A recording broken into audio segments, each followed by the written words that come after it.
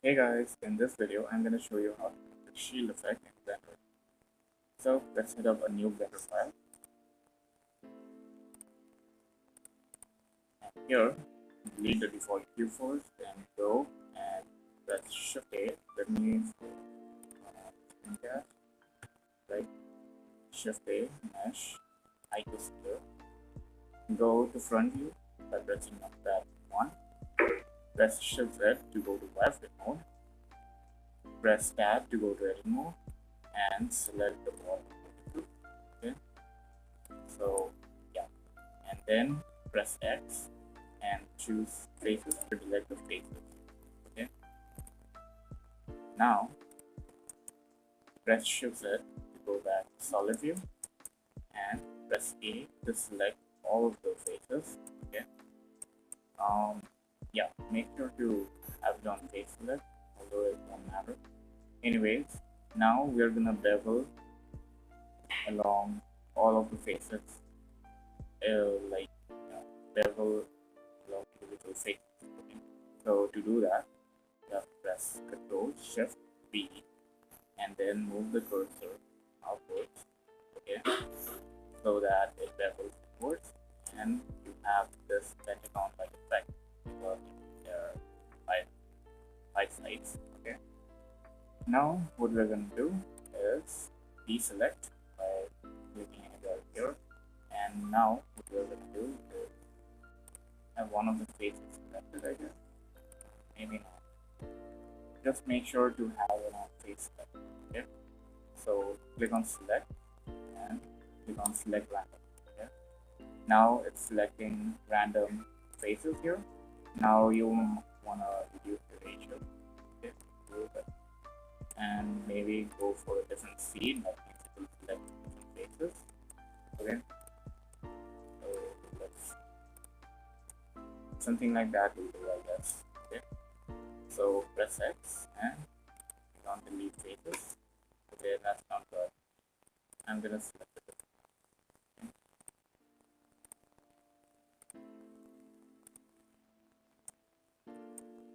We do not want so many of the faces to be lined up together. No, won't look good.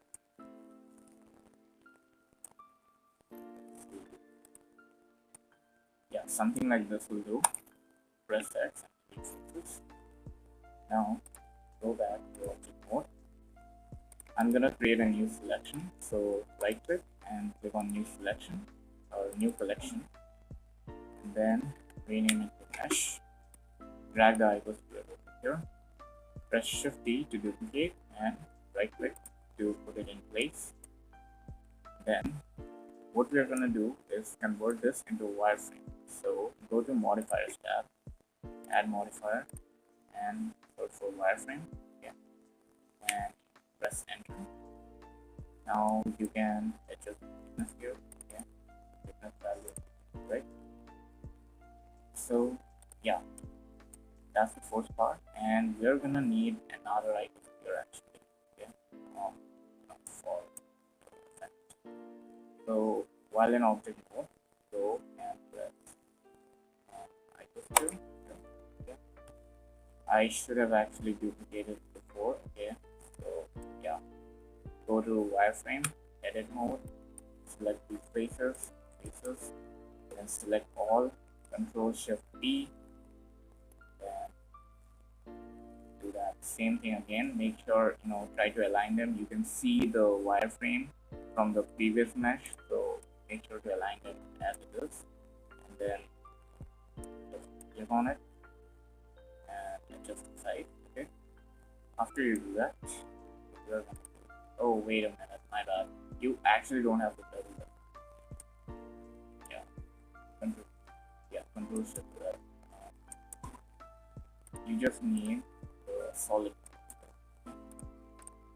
What we do need is this one will be the shaded. Okay. Yeah, and you don't have to shade the other ones. Okay.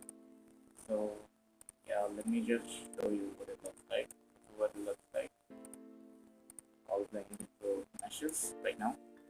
So what you're gonna do is scale them at different points. Okay, for that you can either scale them manually and press I and insert a keyframe in the timeline. Okay, but what I'm gonna do is use geometry nodes. Okay, so what geometry nodes are, it basically helps us, manipulate the stuff in edit mode. Okay, like, so in edit mode you have these faces and transforms and stuff like that. So similarly, you can use geometry nodes to set the scale, okay, and insert keyframes. It's more more user friendly to debug and stuff. Okay, so I'm gonna use geometry nodes for follow along, and for that, I'm gonna hide all of these. Okay, actually, let's start with this. Okay, so to add a geometry node, you go to add modifier and hit up geometry nodes, rename it. Okay, rename it shield, and this geometry node will have different nodes. Yeah, notebooks. So click on new, rename it to inner shield, and now what we're going to actually rename it to inner shield. Okay. Now press shift Z, and you'll see different options like curves, instances, mesh, okay, and points. So that's the advantage. You can kind of mess around with the things you can do in edit mode, and you can animate them using geometry nodes. Okay, for this purpose you can definitely just scale it in object mode and add a keyframe, but that's kind of boring, so I'm gonna go ahead and do it like this. Okay, so hit up search for transform geometry. Okay, and put it in between, so it will automatically just put it in between. Okay, this is the group input, this is the group output. Okay, and this here is the process. Okay, now what we want is, you can manipulate the scale right here, but what we want is uniform scaling. So drag the node from here, okay, left click, and go search for value. Okay, what this will do, it will basically change the value of all of these, sorry, all of the values of scale at once. Okay, so if I press 3, it will press by 3 units. It will scale it by 3 units. Okay. Yeah. Now, how do you add a keyframe in nodes modifier, like shading you have, right? Shading, we have different nodes, right? So how do we actually add a keyframe for these mappings, right? So to do that, you have it in one right now. So you press 0, so it will be a scale 0. That means it's totally scale to the smallest point. So what we want is, let me set the time frame 100. Okay, that should be enough, and we're gonna set the scale to 0 at first. So right click or hover your mouse over here, okay, and right click and insert keyframe. Okay. Wait a minute. Go to one timeline and right click and insert keyframe. Okay. And see there is no keyframe added. You don't see the keyframe. That's because if you click on view, you need to make sure that show selected is turned off. Okay. Even this one should be turned off. Okay. Then you'll see the keyframe. Alright. So that should fix your issue. And also we want it to scale to 0 at the end also. So what we can do is shift key to duplicate the keyframe and put it at 100. Okay. Now in between we want to change the value or the value of the scale. So go to, I guess, 50 and around here. Okay, around here, let's insert another keyframe, and what this will do, it will animate it like so. Great. Now let's do the same thing for this again. So select this and click on add modifier on geometry nodes, and the name doesn't matter here, and just name it anything because we'll be using the same node for this one as well. So just select it, and both of them will animate like so, right? Now let's animate this guy, right? So to animate this guy, what we can do, looks kind of weird, but it will be fine. Okay, don't worry about it. So here also we're going to use geometry node. Okay, this will be, yes, our shader, and this time we're gonna deal with a different node for this one because it will scale differently. So hit up new and name it to outer sheet. Okay, you can name it anything you want and press shift A and put the transform geometry and add it here. Then go or drag the scale here and click on it. Right now, again do the same thing. It will scale at 0, but this time it will scale at a different one. So around 50, and around 50. No, let's add it at 40. Insert keyframe, and then around here, let's add the scale like so, and add a key, right? And over here, this one, press shift B, duplicate, and then over at 100. Okay. So it should look like this, right? Okay, let me put it back so that it shrinks faster, right? That's better. Now here's the problem: it's overlapping. Okay, that's because we haven't added any material to the mesh. So let's go to shape. Okay, let's see. Okay, let me set the timeline to 40. Okay, so that we can actually view. Okay, and we are gonna have different material for each of the meshes. Okay, so this will be out shield, and I'm gonna go ahead.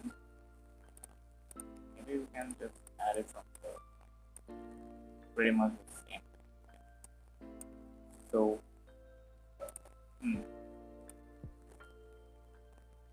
yeah, change the roughness as well. Okay.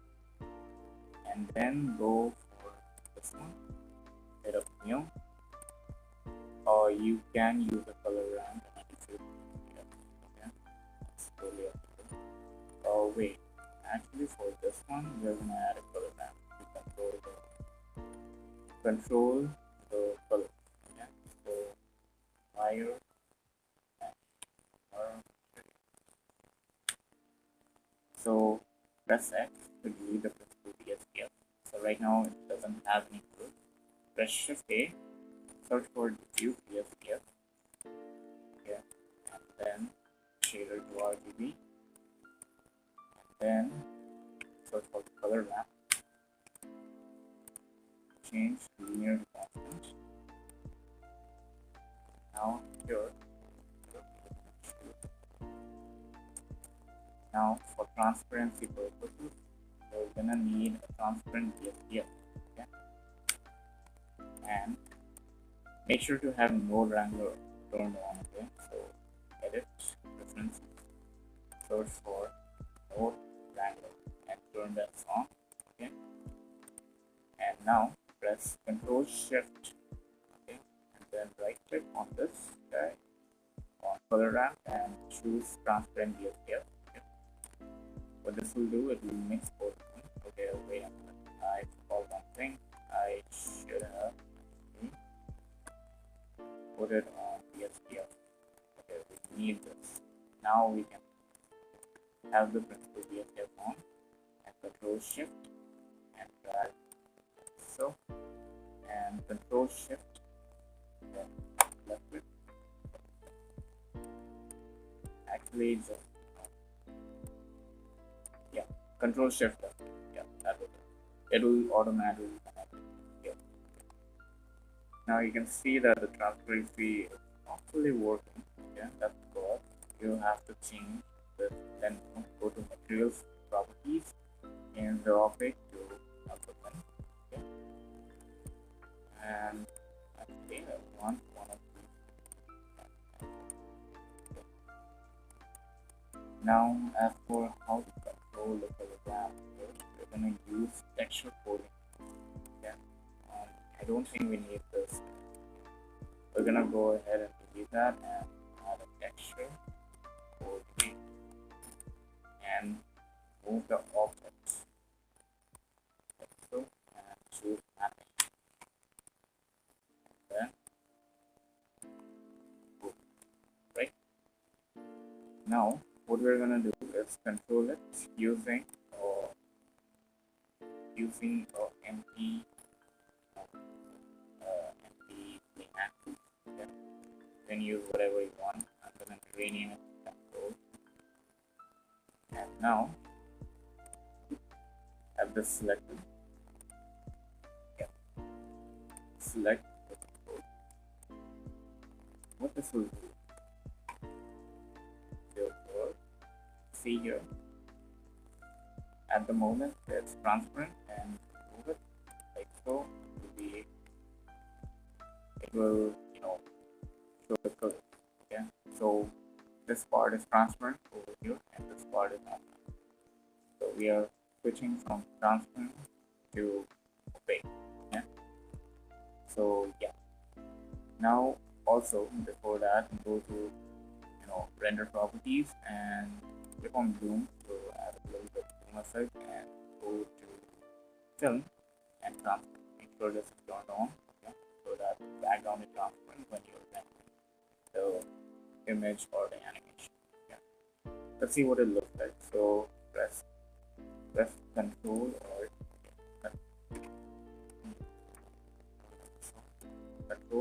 Z. Okay. Press F12, and that's what it looks like at the moment. This mode here. Okay. Yeah. Change the alpha. Okay.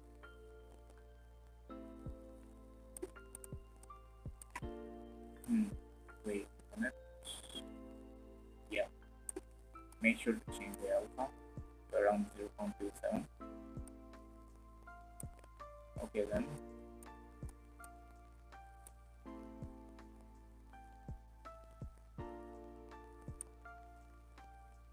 Now what we're gonna do is actually go to materials preview mode. Okay. Yeah, this one looks good. Okay. Now we have to make this guy transparent. So hit up shading and create a new material. Out. Okay. And now we don't have to change anything here. We just have to change the color over here. Something like that. Anything will do. Okay. Change the roughness of no need, I guess. Let's go to here, change it to fade to alpha pen. Okay. And we need to add actually we can change the alpha pen. Yeah. But it actually does. Yeah. So what we can do is make it constant color. Okay, so leave the color ramp. Actually, wait. I think we can just add the color ramp like so, and then change it to constant. And then I'm gonna change this color to something like this. Okay, right color, and connect the color, base color. Okay. Yeah.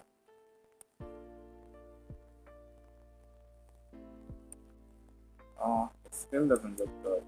Probably because I should add the few yes, B, and select this.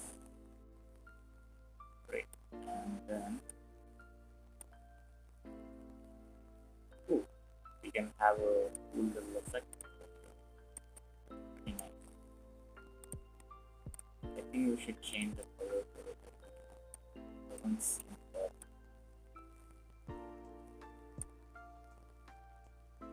Yeah. Let's see.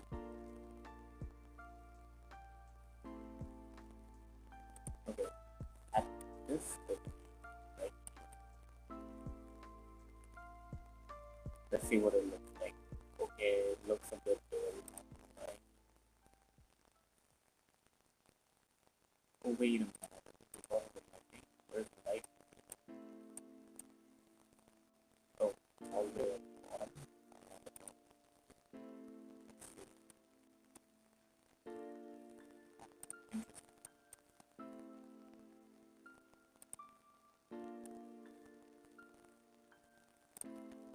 Okay. What we're gonna do is head over to shading. Okay, so the colors weren't looking good, so I switched the colors here. Okay, so don't worry, I'll give the blend file a description. So this outer ring right here, make sure all of them are in alpha blend. Okay, we want all of them to be transparent so that we can see the object inside the one that we protected. And yeah, make sure the alpha value is set. Okay, just decrease the alpha value a little bit and turn on alpha blend to get the transparency effect. For this one as well, change it to alpha blend. Okay, and then for this one as well, change it to alpha blend. Okay, and with that done, let's go ahead and animate the last part, and that is the control. Okay, so hit up numpad 7, you go to front here, and now I'm gonna animate it over over in this area. Okay, so let's see, like so. Okay, so position the empty such that it's somewhere in shows a little bit of color at first. Okay, and then press I to add a keyframe and select location where we change the location properties. And then head over, and when it's somewhere like this, okay, somewhere at this point, okay, you can move, press G to move, and then move it all the way like so. Okay, and then press I to, okay, sorry about that. Now, yeah, so just animate it like this, and boom, voila. Now let's go to camera view and see what's happening. And there you have it. That's the animation. I'll give the link to the blend file in iCoveRoad, and you guys can download it and manipulate it. Alright, that's it for the tutorial, and I'll see you guys on the next one. Till then, bye bye.